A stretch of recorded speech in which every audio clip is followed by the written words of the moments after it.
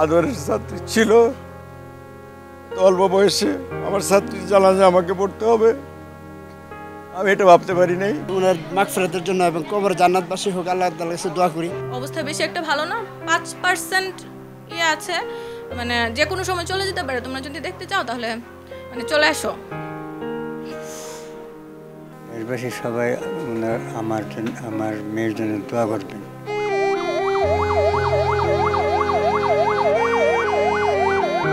Milestone school and কলেজের বাংলা বিভাগের ইংরেজি শিক্ষক ছিলেন মাসুকা বেগম নিপু। বিমান দুর্ঘটনার সময় ওই শিক্ষা প্রতিষ্ঠানে অবস্থান করছিলেন তিনি। পরে গুরুতর আহত অবস্থায় তাকে উদ্ধার করে জাতীয় বার্ন ও প্লাস্টিক সার্জারি ইউনিটে নেওয়া হয়। সেখানে চিকিৎসাধীন অবস্থায় রাত 12:15টার দিকে তার মৃত্যু হয়। তার মৃত্যুর খবরে কান্নায় ভেঙে পড়েন স্বজনরা। আমাদের আত্মীয় স্বজন আছে, এর মাধ্যমে এরা রিং দিয়েছে যে এই অবস্থা, তার গোপনীয় ব্যাপার না। বিমান অ্যাক্সিডেন্টে দুর্ঘটনা ঘটছে। দেশবাসী সবাই আমার মেয়ের জন্য দোয়া করবেন। গতকালকে যখন একটা 18 মিনিটে আমরা জাতীয় দুর্ঘটনার খবর জানতে পারি যে একটা বিমান মানে দুর্ঘটনা করছে এবং এটা ভাঙ্গা ওই মাইলস্টোন স্কুলে পড়ছে। তখন আমরা মানে খোঁজ করতে লাগলাম, যেহেতু আমার শালি তো ও তো এই স্কুলের টিচারই করে। তখন ওর নাম্বারে আমরা আত্মীয় স্বজন বা আমরা সবাই ফোন করতে লাগলাম, কিন্তু ওনার ফোন অন্য এক লোকের কাছে পাইলাম। পাওয়ার পরে ধরা বলতেছে উনি আহত হয়েছে, হাসপাতাল নিয়ে গেছে, আপনারা হাসপাতালে হুজ করেন। রাত 9টার দিকে আমরা একটা অ্যাপের থেকে পাইলাম যে জাতীয় বার্ন ইউনিটে যে রুগী ভর্তি তার একটা তালিকা প্রকাশ করছে। এর মধ্যে আমরা জানতে পারলাম যে মাসুকা বেগম স্কুলের টিচার, উনি এই ইয়াতে ভর্তি আছেন, বেড নম্বর 2।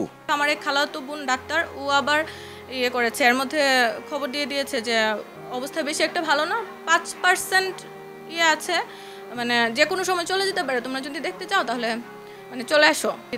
তখন আমার মাকে জানানো হয়নি, কিন্তু তারপরে যখন ইয়ে হলো, তারপরে আম্মু আসলে আমাদের অবস্থা দেখে বুঝে যায় আর কি। আমরা কান্নাকাটি শুরু করি, তারপর আমরা চেষ্টা করছিলাম লুকানোর জন্য, কিন্তু আমরা পারিনি। পরে আম্মু বুঝে যায়, পরে কান্নাকাটি শুরু করে। আর উনি হেডমিস্ট্রেস তখন বলছিলেন যে তোমরা তাড়াতাড়ি চলে আসো, মানে হচ্ছে যে যত তাড়াতাড়ি পারো ইমিডিয়েট চলে আসো, যতক্ষণ না আসবো ততক্ষণ ফ্রিজিংয়ের মর্গে রাখা হচ্ছে। ওনার মাগফিরাতের জন্য এবং কবর জান্নাতবাসী হোক, আল্লাহ তাআলার কাছে দোয়া করি। দুর্ঘটনা হয়ে গেছে তো ইনশাআল্লাহ আল্লাহ তাআলা জান্নাতবাসী করবেন ইনশাআল্লাহ।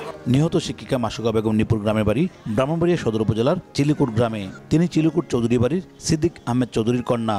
তবে তার বৃদ্ধ বাবা বড় বোন পাপি আক্তারের সঙ্গে ব্রাহ্মণবাড়িয়া আশুগঞ্জ উপজেলা সোহাগপুর গ্রামে বসবাস করছেন। তাই ওই শিক্ষিকার শেষ ইচ্ছে অনুযায়ী মঙ্গলবার বাদ আসর আশুগঞ্জ সোহাগপুর ঈদগাহে নামাজে জানাজা শেষে সেখানে চিরনিদ্রায় শায়িত হন তিনি। নামাজে জানাজায় আশুগঞ্জের বিশিষ্টজনেরা অংশগ্রহণ করেন। এ সময় তারা দুর্ঘটনার স্মৃতিচারণ করে নিহত সবার জন্য দোয়া কামনা করেন। ও তো মাইলস্টোনের টিচার ছিল, সে আইসিইউতে ছিল, সে মারা গিয়েছে এবং এই তার বিল্ডিংয়ে আগুন লেগেছিল, সে অনেকে সেভ করার চেষ্টা করছিল। তো এইভাবে আমি সংবাদটি জানি।